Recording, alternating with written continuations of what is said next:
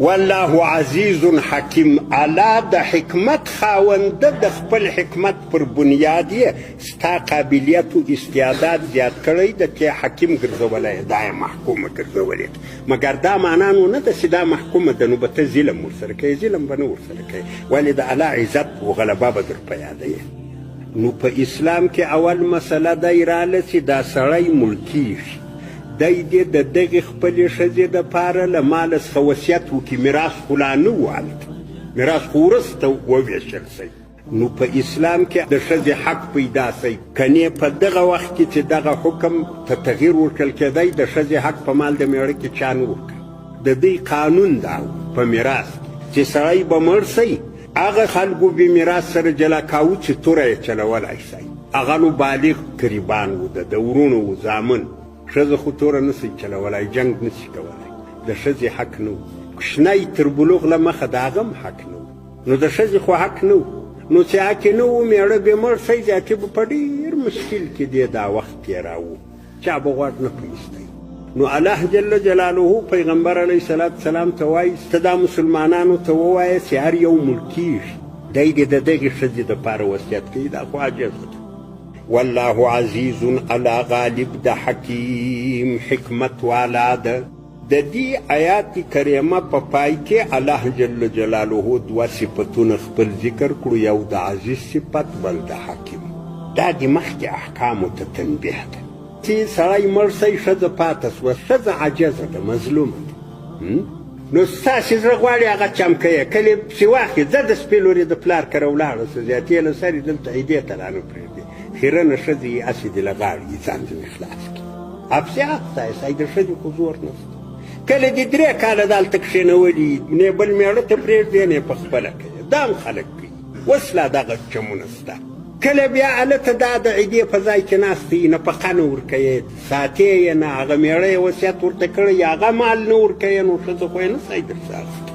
دغه کارونه چې ته کوې تا ته ځان زورور ښکارېږي ته پر ښځه غالب یې ښځه په تا هېڅ نشي کولی. نو الله جل جلاله دلته تهدید بیانوي والله عزیز غالب خو الله ده ګوره تر خپل ځان لوړ طاقت یاد ساته که دې له دا ښځې سره چیرې ناحقي وکړه الله دې دی رانیولی شی چې بیا دې هېڅوک نه شی ځینې خلاصولی العزیز الغالب الذي لا یغلب دا یې معنا ده عزیز هغه غالب ذات ته وایي چې مغلوب کېږي نه. یو خو زما اوستا کیسې دي چې بیا پلانی صاحب راځي هغه وایي که نه رایي لکه یې زه دوزخونه درنړوم الله وایي یاره نه دوزخو یې نه شی ګرځولی چې دوزخونه رانړوي نو ورکوه یې ورپرېږدي هغه زما اوستا کیسې دي هغه حقیقت نه ده. الله جل جلاله یو صفت عزیز ده عزیز معنا الغالب الذي لا یغلب هغه ذات چې مغلوب کېږي نه د هیڅ چا لخوا نه د پیغمبر لخوا مغلوب کېږي نه د ملک لخوا مغلوب کېږي نه د ولی لخوا مغلوب کېږي نه د پیر صاحب لخوا مغلوب کېږي نه د ملنګ صاحب لخوا مغلوب کېږي نه د ډانګ غلام حبیب پر دا ټولو طاقت والا زورور دی. ته شریکان ورسره پیدا کړي دي ډانګ غلام حبیب موټر ترله تېروي کاکا لیونی پلمېټ خرڅوي فلانی الله وایي ټول واک له ما سره ده زه غالب یم په ټولو شیانو مسلط یم والله عزیز. دا چورت به نه وایې چې نن ته په یو ادنا طاقت خطا شوی دا پردۍ ښځه سپېره خورکۍ دې راګرځولې ده کله څه پکوې کله څه پکوې د الله طاقت یاد وساته. ګوره خلک کیسه کوي سلیمان علیه السلام پیغمبر و د ټولې دنیا باچا و حتی د مرغانو د باد د حیواناتو د لیوانو د پیریانو د ټولو باچا و.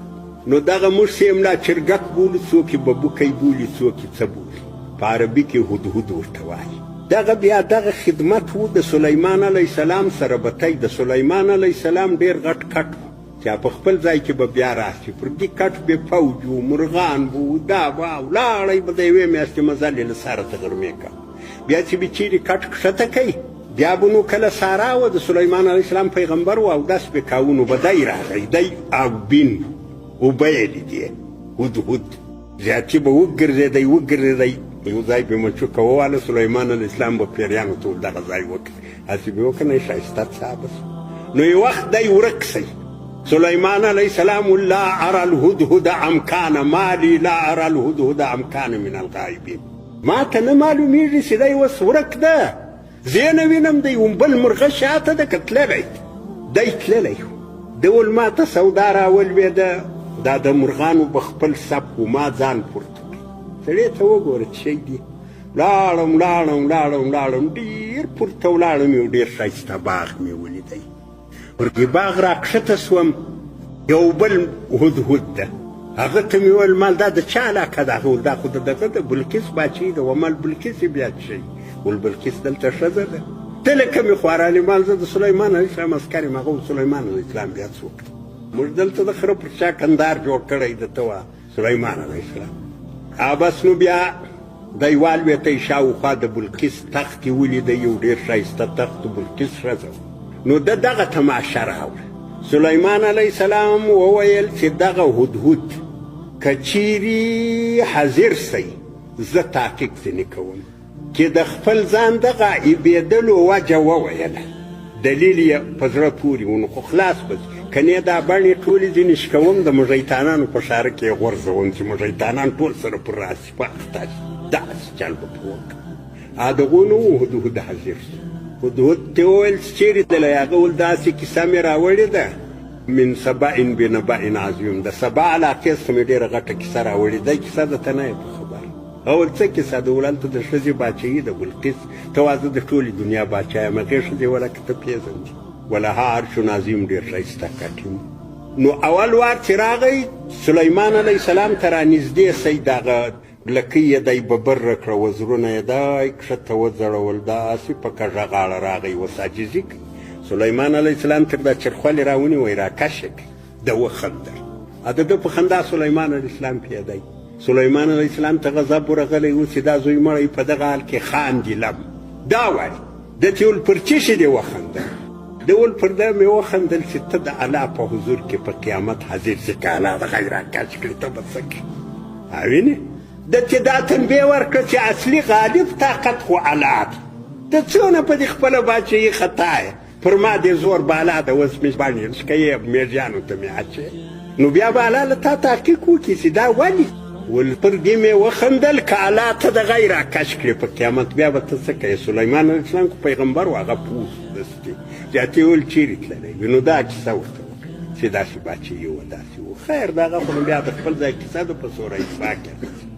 الله جل جلاله په دا والله عزیزون کې هغه نقطه بیانوي چې هدهد و سلیمان علیه السلام ته وویل پر هر چا چې دې وس بالا سی دا چورت وهه چې پر ما لوړ طاقت شته، نو به له سده نه وځي، کنې د غیب سړی دستي له سده ووځي.